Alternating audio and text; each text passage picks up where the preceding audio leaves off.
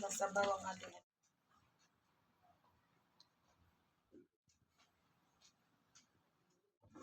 For today's video, mga my loves, adobong may pinya at gata. Pang pinali na to mga my loves. Maglagay lang tayo ng soy sauce, oyster sauce, vinegar, sugar, of course, black pepper powder and salt. For lunch, mga my loves. Kumusta po kayo dyan? Happy Thursday.